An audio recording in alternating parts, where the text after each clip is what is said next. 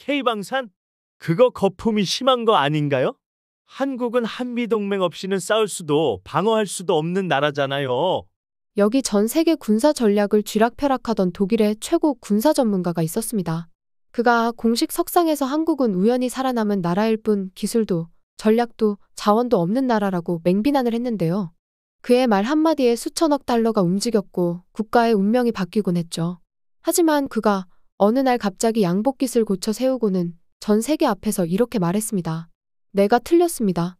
대한민국을 몰랐습니다. 왜 그랬을까요? 데이터보다 강한 진실, 논리보다 깊은 울림. 지금부터 그의 심장을 무너뜨린 대한민국의 비밀을 공개합니다. 안녕하세요. 제 이름은 헤르만 슈타이너예요. 독일에서 온 군사 전문가죠. 오늘 여러분께 제 인생을 완전히 바꾼 이야기를 들려드리려고 해요. 제가 얼마나 틀렸는지, 그리고 제 편견이 어떻게 놀라운 진실을 가렸는지에 대한 이야기거든요. 25년 동안 세계 곳곳을 다니며 무기와 방어 시스템을 연구했어요. 연기와 금속 냄새가 진동하는 전쟁터도 걸어봤고 두꺼운 장갑을 가진 탱크들도 분석했죠. 제트기보다 빠른 미사일을 연구하고 수백 킬로미터 떨어진 목표를 타격하는 로켓 시스템 보고서도 썼답니다. 주변에서 저를 똑똑하다고 불렀어요. 정부에서 중요한 회의에 초청했고 군 지휘관들이 제 의견을 구했죠. 수백 명이 모인 컨퍼런스에서 연설할 때면 모든 사람이 제 말에 귀를 기울였어요. 매년 제 명성이 더 단단해졌답니다. 뿌리 깊은 나무처럼요. 그런데 저에게는 치명적인 문제가 있었어요. 너무 교만했거든요. 군사 기술에 대해서는 모든 걸 안다고 생각했죠. 더 심각한 건 특정 국가들에 대한 편견이었어요. 특히 한국에 대한 편견이 정말 심했답니다. 제 머릿속에서 한국은 작고 약한 나라였어요. 한국 사람들은 다른 나라가 먼저 만든 무기만 따라할 수 있고 미국이나 독일 같은 강국의 도움이 필요하다고 믿었죠. 누군가 한국의 군사 기술을 언급하면 고개를 저으며 오만하게 웃곤 했어요. 한국은 혼자서 첨단 무기를 만들 수 없어요. 항상 다른 나라 뒤만 따라가니까요. 미국의 패트리어트 미사일이나 러시아의 S-400 같은 진짜 최첨단 방공 시스템은 절대 못 만들죠. 독일의 레오파드 탱크나 프랑스의 라팔 전투기 같은 정교한 무기 시스템도 마찬가지고요. 그냥 이스라엘의 아이언돔 같은 걸 보고 따라 만들려고 하는 수준일 거예요. 진정한 현대 방어 시스템을 만들 혁신과 기술이 부족하거든요. 한국 무기들은 결국 서구 선진국의 기술을 조립한 것에 불과해요. 이런 생각이 제 머릿속을 가득 채웠어요. 폭풍 전 먹구름처럼 말이에요.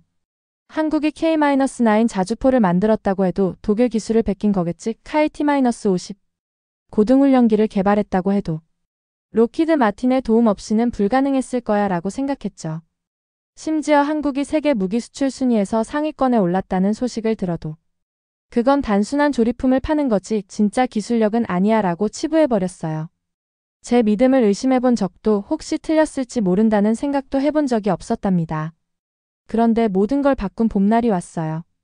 벨기에 브뤼셀의 큰 회의실에 앉아 있었거든요. 높은 창문과 반짝이는 나무 테이블이 있는 곳이었죠. 영국, 프랑스, 이탈리아 등 여러 유럽 국가의 대표들이 모여서 국제 무기 정책과 평화 협정을 논의하고 있었어요. 오전 회의는 순조로웠어요. 여러 군사 주제를 다뤘죠. 그런데 점심 후에 누군가 한국의 새로운 방어 기술을 언급했거든요.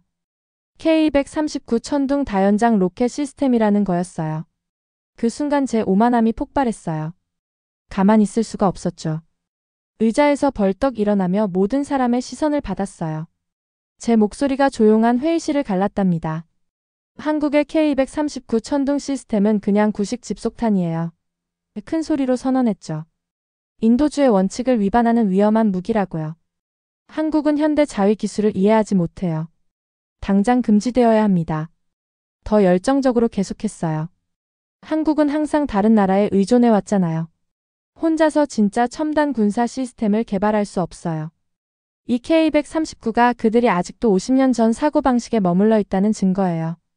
회의실 곳곳에서 고개를 끄덕이는 모습이 보였어요. 박수까지 치는 사람들도 있었죠. 그 찬성하는 소리가 제 귀에 달콤한 음악처럼 들렸답니다. 가슴이 부풀어 올랐어요. 저는 제가 절대 옳다고 확신했거든요. 한국은 약하고 뒤떨어진 나라였고 저 같은 전문가가 가르쳐줘야 하는 곳이라고 생각했어요. 승리감에 젖어 자리에 앉았죠. 하지만 전혀 몰랐어요. 제 편견과 오만함이 곧 산산조각 날 거라는 걸요. 며칠 후 제가 알고 있다고 믿었던 모든 걸 뒤흔들 강력한 진실을 마주하게 될 거라는 것도 몰랐답니다. 한국의 진짜 실력에 대한 진실이 저를 기다리고 있었어요. 그리고 그 진실은 제 인생을 완전히 바꿔놓을 거였습니다. 브뤼셀 회의가 끝나고 사흘 후 저는 베를린 호텔 방에 돌아와 있었어요. 방 안은 조용했죠. 벽에 걸린 시계만 째깍째깍 소리를 내고 있었어요. 빗방울이 큰 창문을 톡톡 두드리고 있었답니다. 마치 작은 손가락들이 두드리는 것처럼요. 나무 책상에 앉아서 논문과 연구 자료들에 둘러싸여 있었어요. 다음 연설 준비를 하고 있었거든요. 이번에는 한국의 군사 기술을 더욱 강하게 비판할 계획이었죠. 희미한 불빛 속에서 노트북 화면이 빛나고 있었어요. 한국 방어 시스템에 대한 신랄한 글을 타이핑하고 있었답니다. 자신감과 자부심이 넘쳤어요. 한국의 무기들은 서구 기술의 복사품이다. 진정한 혁신과 창의성이 부족하다. 이렇게 썼죠. 제 편견은 마음 둘러싼 두꺼운 벽 같았어요. 제 오만함 너머는 볼 수 없었답니다. 그런데 갑자기 문을 두드리는 소리가 들렸어요. 똑똑똑. 부드럽지만 계속되는 소리였죠.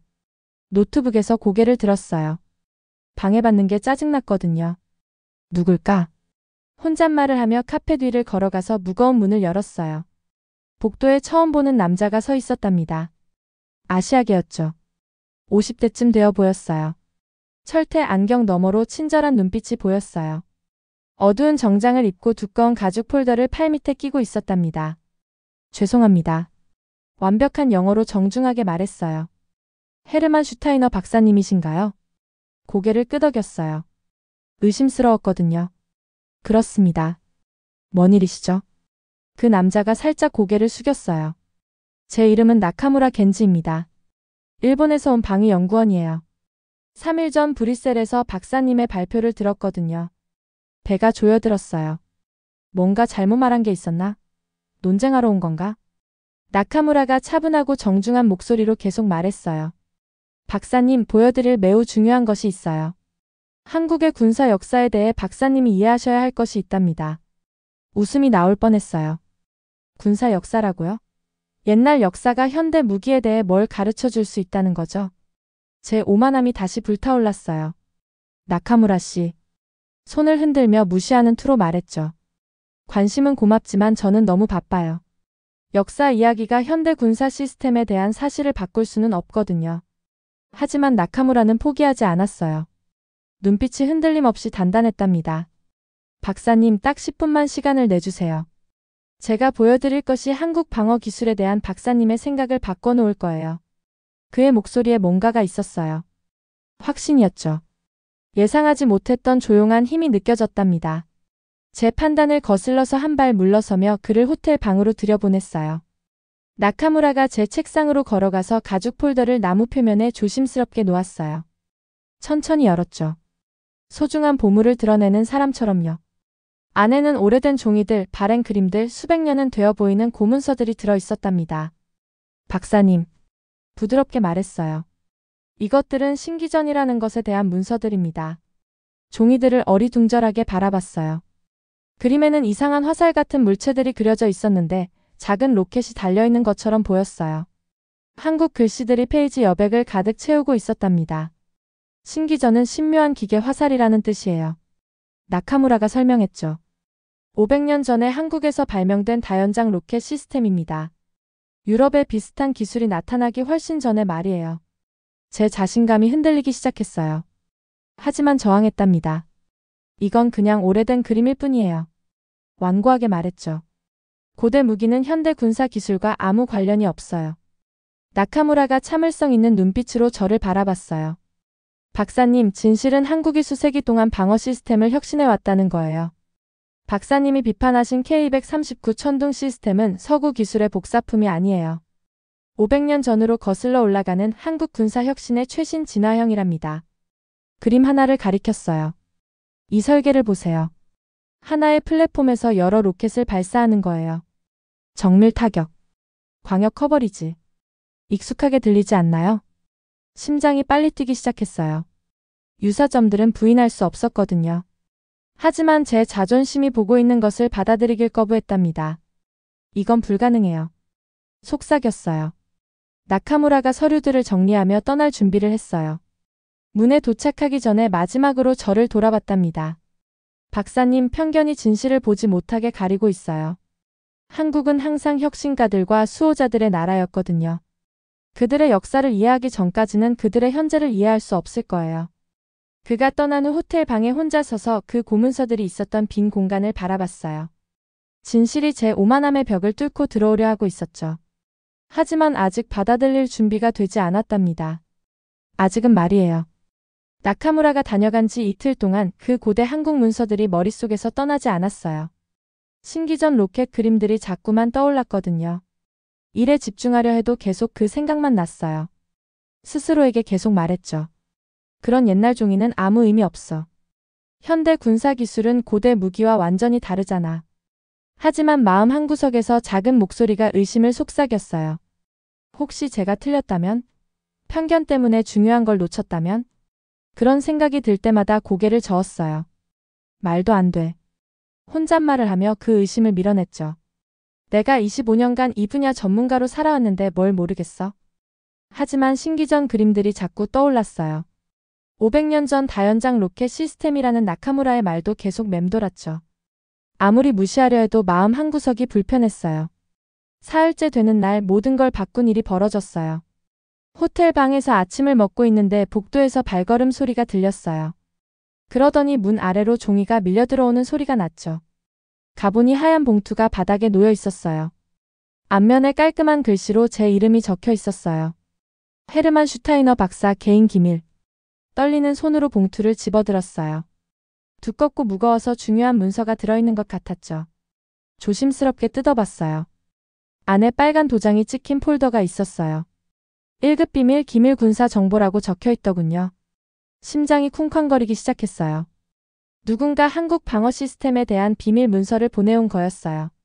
책상에 앉아 떨리는 손으로 폴더를 열었어요. 첫 페이지 제목을 보는 순간 온몸이 얼어붙었죠.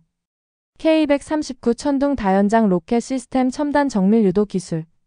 페이지를 넘겨가며 읽으니 제 자신감이 완전히 무너져 내렸어요.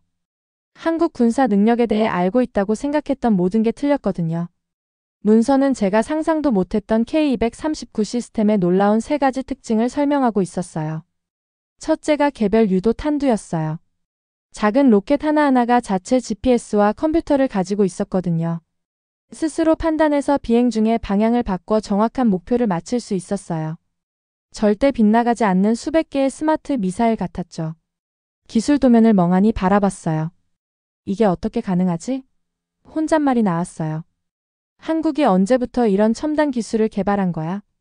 둘째는 광역 방어 능력이었어요.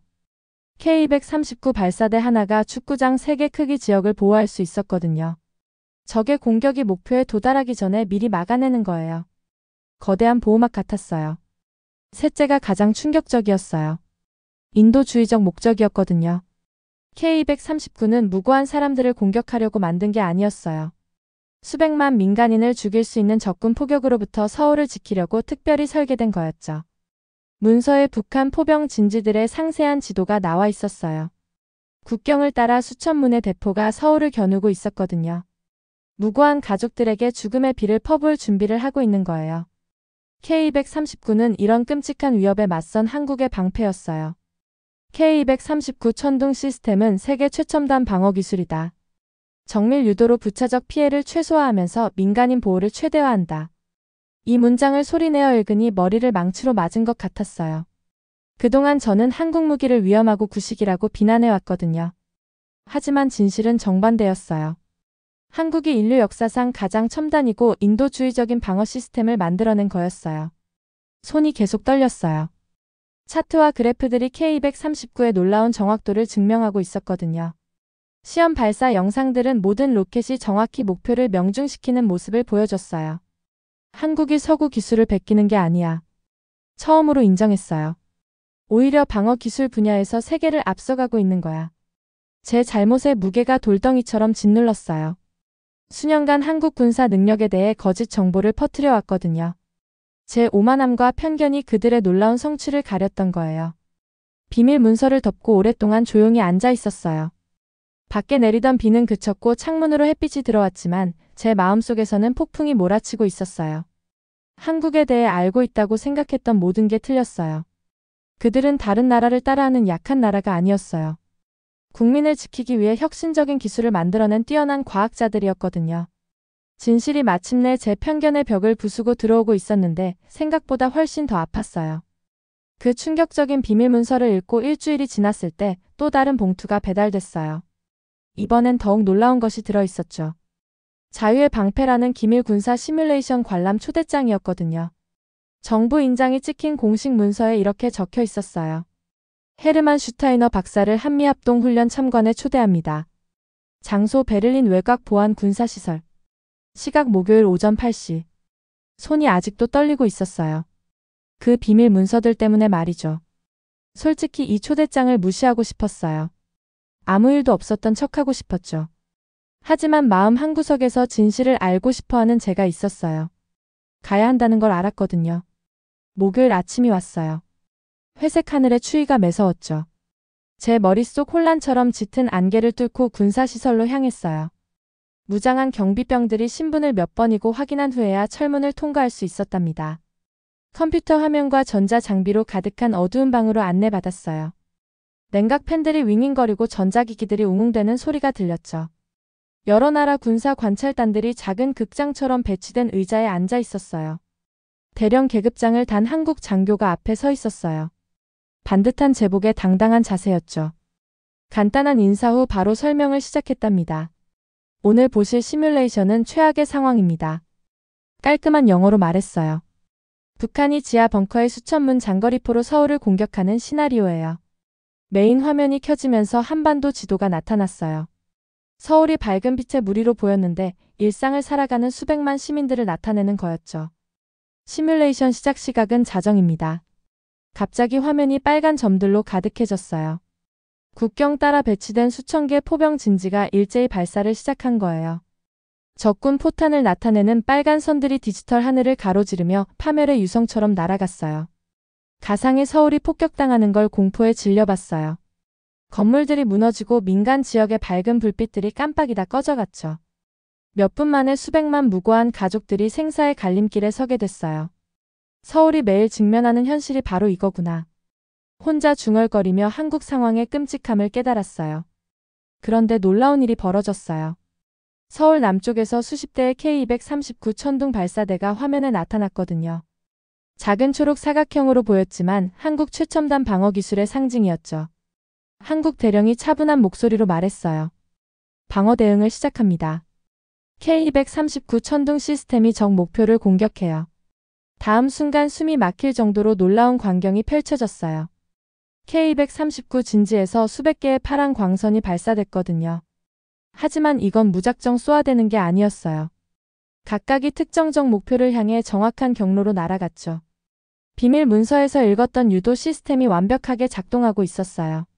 한국의 스마트 로켓들이 하늘에서 천상의 유도 화살처럼 휘어져 날아가는 모습에 감탄했어요. 하나하나가 외과적 정밀함으로 빨간적 진지를 타격했거든요. 적 포병 진지들이 화면에서 사라지기 시작했어요. 처음엔 수십 개, 그 다음엔 수백 개, 마침내 수천 개의 빨간 점이 한국 방어 미사일에 의해 사라져갔답니다. 적 진지 847곳 직격했습니다. 대령이 보고했어요. 부수적 피해는 최소, 민간인 사상자는 방지됐어요. 10분도 안 되어 K239 시스템이 대규모 공격을 무력화시켰어요. 서울의 불빛들은 여전히 밝게 빛나고 있었죠. 수백만 무고한 사람들이 안전했거든요. 시뮬레이션이 끝나자 방이 조용해졌어요. 의자에 앉아서 방금 본 광경에 충격을 받았어요. 이건 제가 브뤼셀에서 비판했던 잔혹한 무기가 아니었거든요. 생명을 파괴하는 게 아니라 보호하려고 만든 공학의 기적이었죠. 한국 대령이 우리 관찰단을 향해 돌아섰어요. 질문 있으시면 말씀하세요. 천천히 손을 들었어요. 목소리가 떨렸죠. 이 방어 시스템이 없다면 얼마나 많은 무고한 사람들이 죽을까요? 대령의 표정이 진지해졌어요. 보수적으로 봐도 첫 한 시간에 민간인 20만 명이 사망할 겁니다. K239 시스템이 이런 참극을 막는 거예요. 그날 군사시설을 나서면서 제 모든 생각이 바뀌었어요. 한국은 다른 나라 뒤에 숨는 약한 나라가 아니었거든요. 세계 최첨단 기술로 국민을 지키는 용감한 수호자들이었어요. 진실이 번개처럼 머리를 쳤어요. 제가 모든 것에 대해 완전히 틀렸다는 걸 깨달았거든요. 그 놀라운 전쟁 시뮬레이션을 본 지 2주 후 제 인생을 영원히 바꿀 초대장을 받았어요. 런던 국제 안보 컨퍼런스에서 기조연설을 해달라는 요청이었거든요. 전 세계 수백 명의 군사 전문가들, 정부 관료들, 기자들이 제 말을 들을 예정이었죠. 베를린 호텔 방에 앉아서 초대장을 바라봤어요. 이미 예전 연설문이 준비되어 있었거든요. 수년간 한국 군사 기술에 대해 해온 편견 가득한 말들이었죠. 페이지마다 신랄한 비판과 거짓 비난들로 가득했어요. 하지만 이제 모든 게 달랐어요. 한국의 방어 능력에 대한 진실이 밝은 불꽃처럼 제 머릿속에서 타오르고 있었거든요. 더 이상 그렇게 놀라운 혁신과 인도주의적 목적을 보여준 나라에 대해 거짓말과 오해를 퍼뜨릴 수 없었어요. 옛 연설문을 집어들 때 손이 떨렸어요. 한 장씩 작은 조각으로 찢어버렸죠. 종이 찢어지는 소리가 조용한 방을 천둥처럼 가득 채웠어요. 수년간의 오만함과 편견이 찢어진 조각들로 바닥에 떨어졌답니다. 더 이상 거짓말할 수 없어. 혼잣말을 했어요. 진실을 말해야 해. 런던으로 가는 비행기는 제 인생에서 가장 긴 여행처럼 느껴졌어요. 준비된 연설문은 없었고 마음속엔 정직함의 무거운 짐만 있었죠. 비행기가 회색 구름을 뚫고 히드로 공항으로 내려갈 때 스스로에게 약속했어요.